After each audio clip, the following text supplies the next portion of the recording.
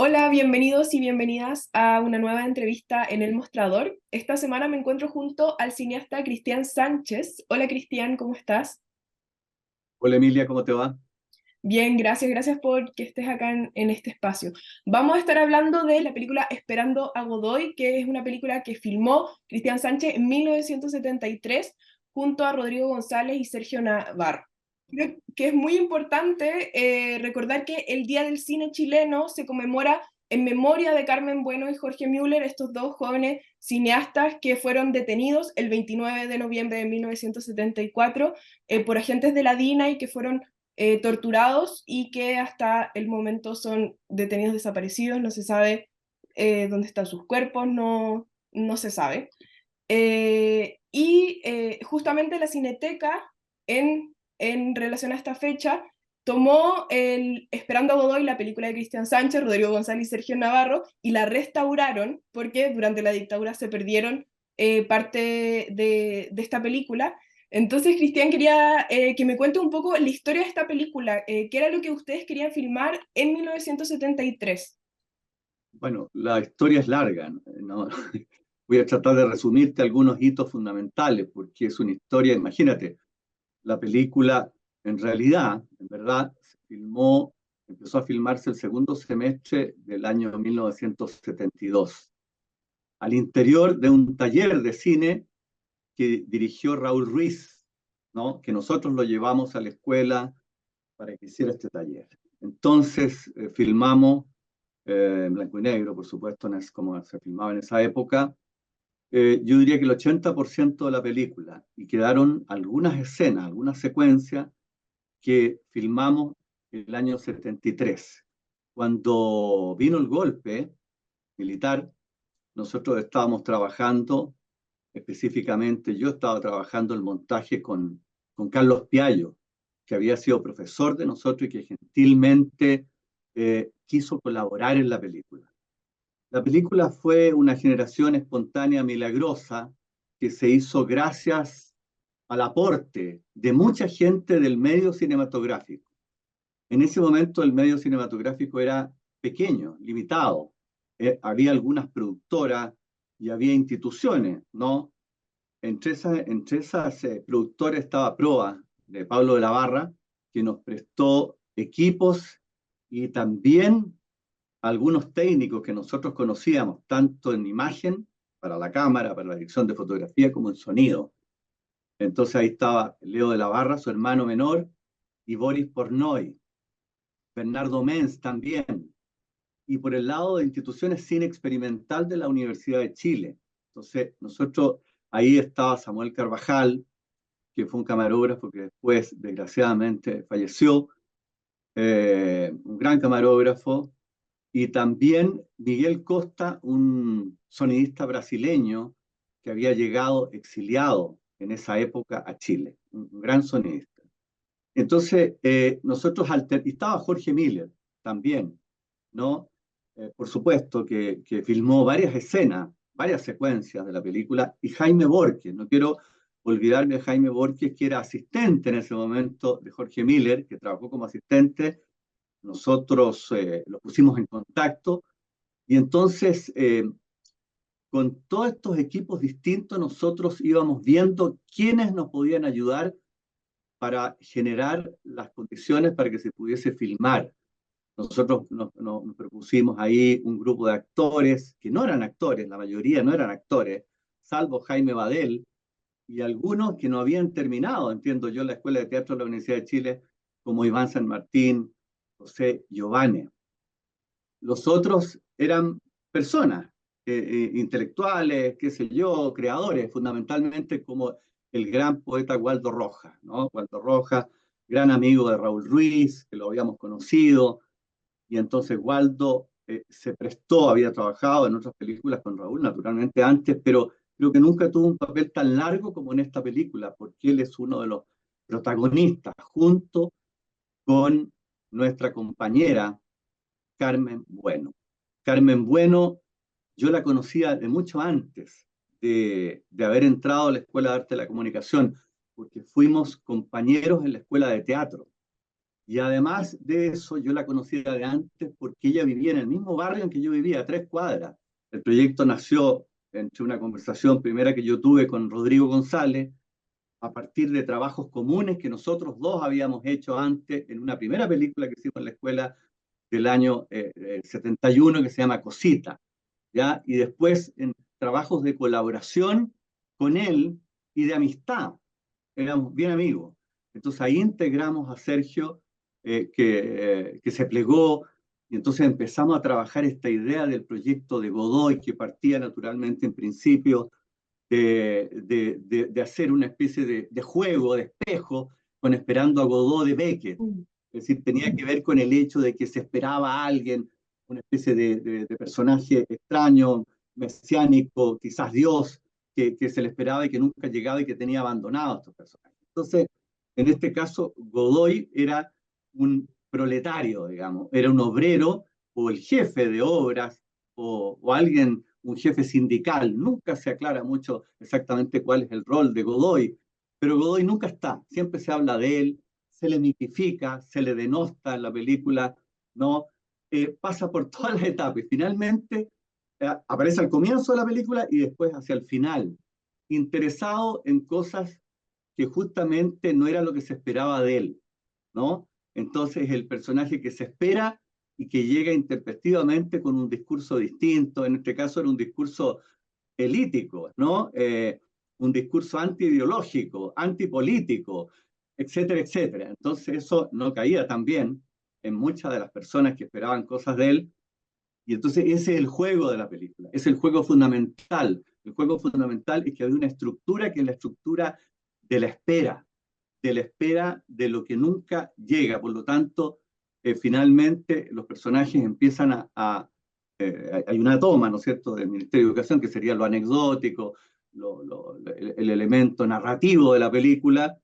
Se han tomado este edificio o parte de algunos departamentos del Ministerio de Educación para propiciar el Ministerio de la Cultura. Fíjate que en esa época ya estábamos pensando en eso nosotros y consideramos que era un elemento importante que aglutinaba a estos personajes que eran de distintas tendencias ideológicas.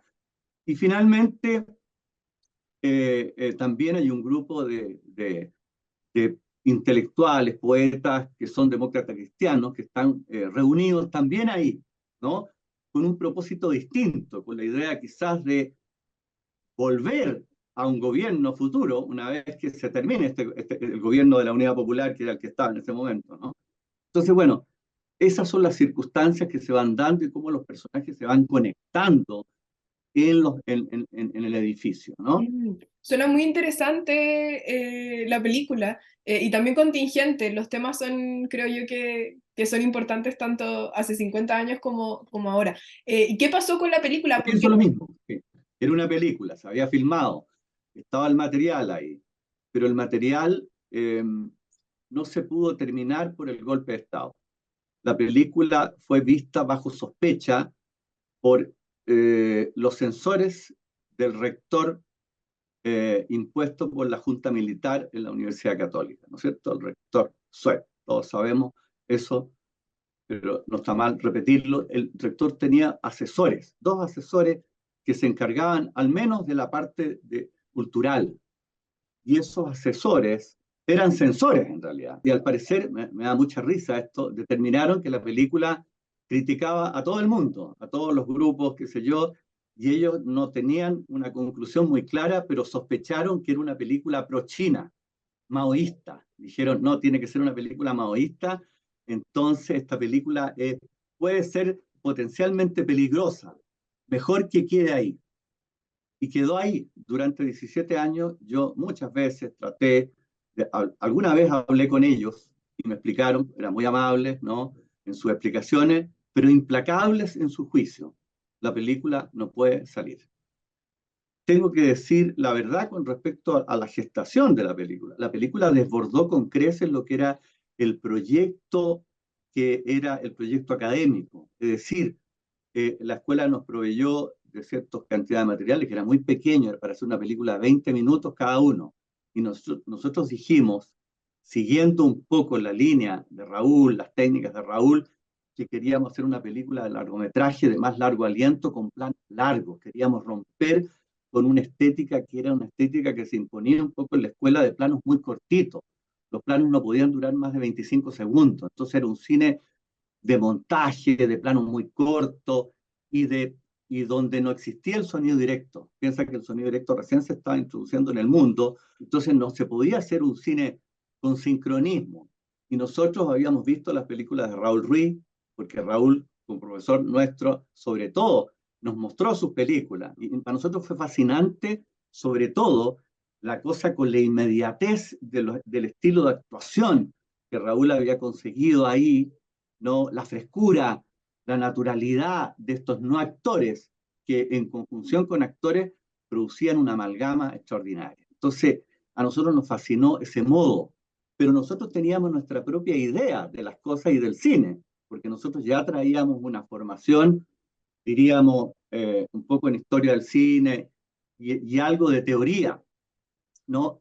Por nuestra cuenta habíamos leído algunos más cosas que las que nos enseñaron, de tal manera que yo había tenido un impacto muy grande en lo personal cuando vi El Ángel Exterminador de Buñuel o Al azar Baltasar de Bresson, que justamente Raúl Ruiz nos mostró, o Tony de Renoir, una película fresca, maravillosa, Renoir, que hace en la campiña francesa, con, mezclando actores y no actores. Entonces, todo eso nos deslumbró y dijimos, nosotros queremos hacer una película así, pero queremos que tenga una estructura sólida, interna, ¿no? Entonces, Godoy tiene, desde el punto de vista de la construcción, esos dos elementos, una estructura sólida, ¿no es cierto?, que estaba ahí, que era nuestra formación cartesiana, un poco estructuralista, éramos estructuralistas, toda la escuela es una escuela estructuralista, Claude Lévi-Strauss, el estructuralismo, la lingüística de Ferdinand de Saussure. Entonces, yo era muy afecto a la semiótica, ¿no? Entonces me había interesado por Metz, por Garroni, por todo. Y entonces estaba esa cosa de conseguir una estructura sólida, pero que no se notara, una estructura que tuviera una especie de espacio vacío, este espacio, esta estructura interna, pero que debía ser invisible, ¿no? La estructura invisible, que sin embargo condiciona todo. Por eso la película, a pesar de que los personajes van de un lado a otro, ¿no? Van y vienen, se cambian las situaciones son variopintas, ocurren cosas distintas, siempre insólitas, siempre hay una estructura fundamental que es el hecho que se espera algo de este personaje que no llega, ¿no? Y que llega al final y que llega, digamos, de un modo en que no se le esperaba. Entonces, ese es el juego. Y hay una serie de juegos particulares que teníamos cada uno, porque éramos tres cabezas pensantes, con estéticas distintas, y sin embargo, pospusimos todo eso en función de la película. O sea, tú tienes que hacer tal cosa, tú vas a trabajar los planos largos fijos, tú los planos largos con movimiento de cámara, tú los planos cerrados, con mucho tele, mucho movimiento. Y entonces cada uno fue eligiendo escenas que se adecuaran a eso, porque habíamos diseñado una estructura. No es una película libre así de improvisación, vamos viendo lo que... No, no, no, lejos de eso, no nos gustaba. No creíamos en el cinema verité, en una especie... Sin embargo, la impresión que da la película es como de una cosa fresca y documental, como que las cosas están ocurriendo ahí y no hay nada premeditado. Eso era el logro que nosotros queríamos tener.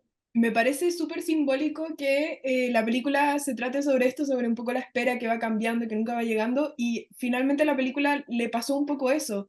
Está como esperando su estreno. eh, Exactamente, le pasó en- eso. Y eso, entonces, Karma, es una película terrible para mí. Digamos, es como un destino ineluctable de los dioses que le dijeron a la película, no vas a aparecer, no te vas a constituir en película, vas a tener que esperar. Y pasaron cosas increíbles, yo las voy a contar en algún momento, no el momento, porque son demasiadas. Yo creo, yo lo he dicho esto, creo que Kafka, si hubiera sabido todo esto, escribe una novela sobre estos directores que quieren hacer una película, todos se mueren, ¿no es cierto? Desaparece gente, eh, está el dolor terrible, ¿no es cierto?, de la pérdida después de saber que yo quería preservar este material sobre todo para mí, digamos, después. Primero, por devoción a lo que habíamos hecho, por una relación fraternal con mis compañeros, ¿no? Directores, con todas las personas que participaron en la película, con un milagroso productor, que no era productor, un joven uruguayo que apareció de pronto y se interesó por la película, dijo, yo puedo producir, yo los ayudo a producir, porque nosotros estábamos con dificultad, en ese tiempo muy poca gente tenía teléfono, entonces todo tenía que ser ir a las casas, avisarle que el día viernes, sábado, no sé, se podía filmar, ¿te fijas? Entonces era una cuestión épica, y este hombre no teníamos plata, ¿vale? Qué sé yo, ni siquiera para la locomoción. Entonces, él, me acuerdo que a pie iba, y se caminaba todo Santiago para conectarse y armó una producción extraordinaria. Después de eso, él desapareció. Por eso te digo, esto fue una situación como de milagros que se fueron dando, milagros que se fueron sucediendo para que la película, que no tenía ninguna base para hacerse, que no debió hacerse, que no tenía posibilidades, se hiciera, pero quedó ahí con ese edicto, ¿no es cierto? Con ese elemento terrible de sentencia de que no se iba a poder terminar. Bueno, Mm. yo no lo sabía, ninguno de nosotros lo sabíamos, lo intentamos muchas veces, Rodrigo González había ido a Canadá, hubo una posibilidad que se terminara allá, no se pudo, después me dice Cristian, no, en realidad no salieron las platas, mira, hasta el 2008 que yo tuve que ir a hacer un curso, me gané una beca, la beca Tinke, para hacer un curso de cine y literatura en Stanford. Fui a dictar un curso y entonces a través del director del Departamento de Estudios Latinos, ¿no? Jorge Ruffinelli, eh, él me dice, creo, Cristian, que va a haber plata que va a sobrar de esto de la beca y que podríamos terminar la película. Entonces hicimos todos los trámites, yo estaba allá, entonces buscamos que la Cineteca, que tenía la película, la enviara a través de valija diplomática y estábamos en Palo Alto y ahí fuimos a, a, a Los Ángeles, que había un consulado chileno y ahí fuimos a buscar la película y la llevamos y teníamos que pasársela a un chileno que nos iba a ayudar, Skotnik, ¿no? Él estaba en San Francisco y él había estudiado que la película con 15, no me acuerdo, 10.000 o 15.000 dólares se podía terminar. Entonces, fantástico. Y después Jorge Ruffinelli me dice, Cristian, no hay plata. Mm. Y la película quedó 2 o 3 años en la casa de Jorge. Y yo decía, yo me vine a Chile, y entonces, ¿qué hago? Jorge me la tiene que mandar. La película, le digo, Jorge, me la tienes que mandar, alguien tiene que ir a Los Ángeles a dejarla por la misma vía, porque si no, me van a decir, esta película, ¿de dónde viene? Tiene que pagar impuestos, ¿de dónde viene? Va a tener un problema legal salvaje. Pues bien, él llegó, me dijo, no, no te preocupes, si FedEx, no pasa nada con FedEx, te la mando y me la mandó por FedEx. Y llegó y queda en la aduana. Entonces me va a decir esta película, productor, factura, de dónde viene, tiene que pagar, no sé, no tengo, es imposible, si la película es mía, la película es mía, ¿no? Entonces pasaron 2 o 3 años que yo iba todo el tiempo te estoy contando un resumen, pero fue así, fue así. Entonces yo dije, no, esto. Y en el intertanto, antes se habían perdido, cuando yo estaba, porque yo en los años 80 y en los años 90 seguí trabajando el montaje de la película, porque el montaje nunca estuvo terminado, estaba diseñado, una línea, pero estaban puestos los planos así, con claquetas, ¿no? Entonces no estaba cortada completamente, así que yo fui desarrollando el montaje, la línea que teníamos, ¿no? O sea, que habíamos previsto, estaba solo ya en ese momento, eh, Sergio me autorizó para que yo siguiera con la película, eh, Rodrigo González ya había fallecido, ¿no? Así que entonces yo seguí con ese montaje, trabajando lentamente y de pronto estoy trabajando en una moviola, en un lugar, y cuando vuelvo una semana después, porque iban a ocupar la moviola para trabajos de publicidad, me encuentro con que hay 2 rollos menos de eso. Oh. Y pregunto y nadie me da respuesta, me dicen, no tenemos idea, no sé. Entonces, ¿qué hago? ¿Qué hago? ¿Qué horror? Y eran escenas justamente donde estaba Carmen Bueno, escenas que yo había filmado, una escena muy importante con Juan Carlos Moraga, con el personaje que hace de Godoy, y otra del final de la película. Entonces yo me derrumbé, dije, ya, la película yo no la voy a terminar así. Y quedó ahí, y quedó. Y hace unos 5 años atrás, la Cineteca Nacional, María Eugenia Mesa concretamente, elaboró un proyecto para terminar Godoy y para sacar un nuevo transfer del zapato de Vías Paralelas y el Zapato Chino. Eran las 3 películas, ¿no? Así que 2 con la otra con Navarro, que yo hice después, ¿no es cierto? Que Vías Paralelas, Y entonces empezamos a trabajar en la película y ahí se dan cuenta, yo les digo, bueno, no están los rollos de sonido. ¿Qué hacemos? Yo no puedo sacar estas escenas porque queda mutilada la película. No vale terminarla así. Entonces decidimos, de común acuerdo con la Cineteca, no terminar esa película y tomar entonces en reemplazo Los deseos concebidos, que se hizo Ujú, un trabajo extraordinario, restauración, de color, ahí muy bueno, ¿no? Así que la película quedó como se puede ver ahora, ¿no? Y entonces, pero quedó Godoy ahí. Yo desesperado me puse y dije, pero las cintas de 1/4 pulgada, las cintas de grabación, tienen que estar en algún lado. Y entonces empecé a investigar y descubrí las cintas y descubrí dos cintas. Una donde milagrosamente estaban las escenas que yo había filmado con Carmen Bueno, ya, y yo dije, no, esto es extraordinario. Ahora, yo te digo, esas búsquedas no fueron búsquedas de una semana, de meses, de meses, de meses, de montañas, de rollos, ¿dónde estaban? no te puedo decir dónde estaban, pero estaban.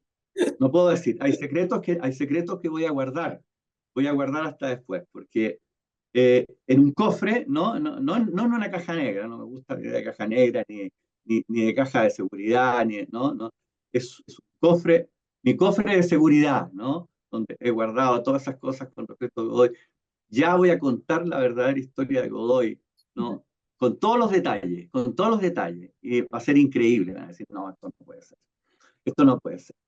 Bueno, la cosa es que encontré dos cintas y una de ellas, alguien inescrupuloso, porque esas cosas no se hacen, sabiendo que tienen etiquetado atrás el nombre de una película, a esa persona no le importó, parece que era un programa de televisión o algo así, grabaron una locución encima y borraron esos sonidos, que son justamente escenas que yo tuve que dejar afuera, son dos escenas nomás, una que considero que no es importante, no es tan importante como las otras, y otra que sí tenía una importancia, donde estaba el poeta Waldo Rojas, que era un representante de Quimantú, que lograba finalmente que expulsaran a la población donde vivía Godoy, lo expulsaran, porque los pobladores igual, a pesar de que él era disidente de todo, lo respetaban, porque quería ser escritor, porque él quería ser escritor, ¿no? Entonces tiene una novela y está escribiendo, entonces es un intelectual. Entonces, Waldo logra, entonces eso no quedó. Eso está ahí. En algún momento, quizás con inteligencia artificial, de otro modo, podríamos hacer un segundo esfuerzo y rescatar esa escena, que es muy dialogada, entonces hay muchas interrupciones, cosas. Vas a ver, la película tiene un flujo así en que todos hablan de pronto uno encima del otro, así, ¿no? Entonces es como, es difícil, ¿no? A veces de escuchar y por el registro de la época, los micrófonos eran buenos, digamos, y los registros eran buenos, pero ha pasado el tiempo y los materiales se van deteriorando. Entonces, por eso que también hay una cosa así que hay un trabajo muy bueno que hizo Leo Céspedes de recuperación de todo eso. Un gran trabajo de un sonista que es gran amigo mío y que lo hizo. Todo ha sido de honorem, todo ha sido de honorem. Nadie ha cobrado un peso en esto. El músico Sebastián Cifuentes, que hizo una versión del bolero Toda una vida, que había una letra que había escrito Rodrigo Maturana, no había escrito, sino que la decía Rodrigo Maturana, y yo recordé parte de esa estrofa, ¿no? Porque no la había completado, del bolero Toda una vida, pero este era Toda una vía, refiriéndose a la vía chilena hacia el socialismo, ¿no? Toda una vía. Entonces, él hizo una versión maravillosa, muy chilena, me encanta, de Toda una vía, y viene en la letra cantada que cantó Gonzalo Sáez, un músico de Valparaíso. Tu condición social es diferente a la mía. Ya, Tú sí eres de soy. una formación, de una situación pequeño burguesa. ¿Eh? Entonces, esta cuestión es la que nos plantea, es la que me plantea tomar alguna definición, o yo quisiera arreglarlo. Todo lo que ha sucedido entre los dos ha sido producto precisamente de que durante un tiempo, durante un corto tiempo, yo he tenido, si se quiere, hasta un poco de fama. He tenido un premio, he Bueno, tenido pero ¿qué alguna tiene vigencia, que ver? Pues no pero entiendo ha sido todavía. realmente una alienación. Es que yo realmente, nuevamente, quiero adaptarme con mi gente, quiero trabajar y quiero en una mínima parte ayudar a impedir de que sean otros sectores los que encaucen la lucha de los trabajadores. Yo pienso seriamente volver a la población. volver Bueno, a trabajar con mi yo te gente. entiendo eso, pero no entiendo qué tiene que ver conmigo. Porque tú eres O con- una con los persona dos. pequeño burguesa, una persona que... Ay, bueno, si eso lo he sabido siempre, ¿no? Bueno, pero una persona que tiene intereses diferentes. No, ¿por qué no tiene intereses como- diferentes? Claro que sí, tu padre tiene automóviles, Bueno, mismo mira, vehículo. primero que nada, ese es mi padre. ¿Ah? Claro, pero... Así que no me digas cosas de mi padre. O sea, refiérete a Pero mí si me estás diciendo tú algo. vives y te realizas y actúas en una situación social diferente. Y eso es la cuestión que nos jode. Pero ¿y eso Esa es eso no significa, perdóname que te diga, que yo no pueda tener los mismos intereses tuyos?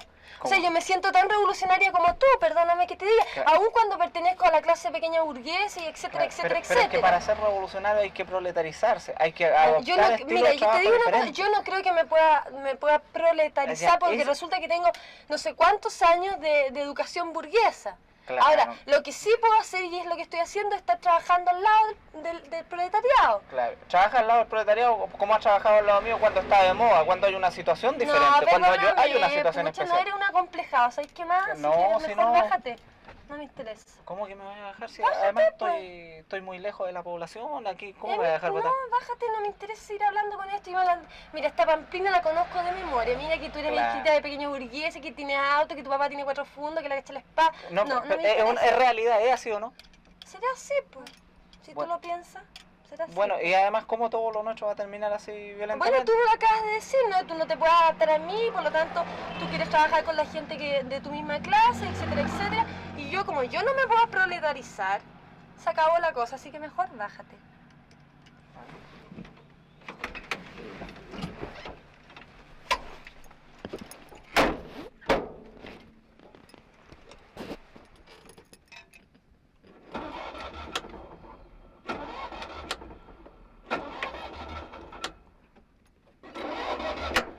¿Qué le pasa?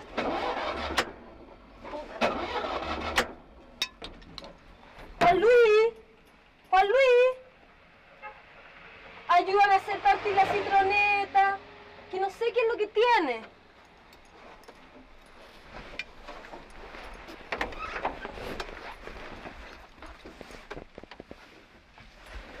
¿Qué es lo que le pasará a esto? Sí, hay que darle contacto también. Ah, claro. Ya, gracias. ¿Era para eso nomás? Pero claro, ¿para qué más? Bueno, sí, solamente sirvo para esto. No, sirve para otras cosas, pero en este momento necesitaba que me hicieras partir la citroneta. Tu chaqueta. Chao, gracias.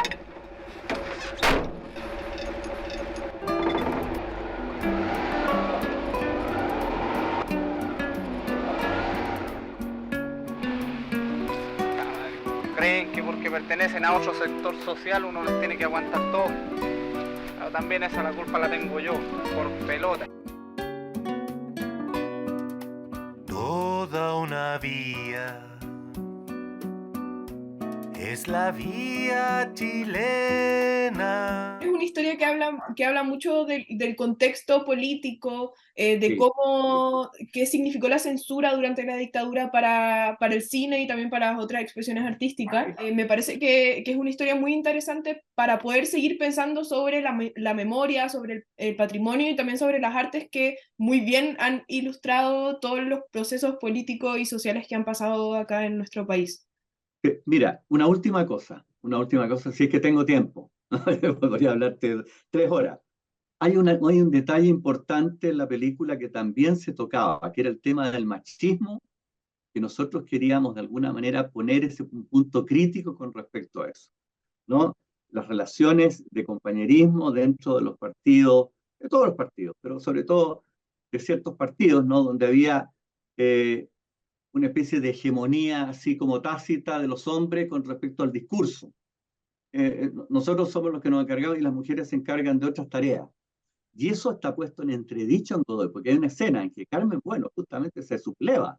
Dice el compañero Iván, ¿por qué está diciendo estas cosas? Quiere mandar, nos impone cosas, y logra que Sonia Tagle, que es una bailarina, ¿no? Que le hicimos actuar, Sonia Tagle, excelente, actúa maravillosamente bien, y Silvia, ¿no? Otra niña de la toma, las 3 mujeres le hacen un juicio político a este personaje de Iván, ¿no? Y él no aguanta y las manda a la punta del cerro y se manda a cambiar, ¿no? La acusa de burguesita, que no tiene no entienden nada de lo que es la revolución, etcétera, etcétera. Entonces, todas las discusiones son discusiones eh, que eran contingentes de la época y que nosotros reunimos. Ahora, esta cosa del machismo y todo eso no se discutía, ¿no? Algunos hablaban del machismo-leninismo, ¿no? Y nosotros, yo y Rodrigo González, sobre todo, teníamos una posición muy crítica con respecto a eso, porque nosotros nos habíamos formado en grupos, ¿no? Donde hombres y mujeres convivíamos y estábamos en igualdad. Entonces no aceptábamos eso. Por eso lo pusimos como un punto bien neurálgico en Esperando a Godoy, ¿no? Es una parte de Esperando a Godoy. Se plantean esas relaciones ahí de dominio, de hegemonía, y que no pueden ocurrir. Entonces ya hace 50 años estábamos pensando y teníamos ese punto de vista, ¿no? También creo que es rescatable. Excelente. Bueno, Cristian, nos quedamos sin tiempo, así que muchas, Bueno, muchas está gracias. bien, Y esta está historia bien. increíble.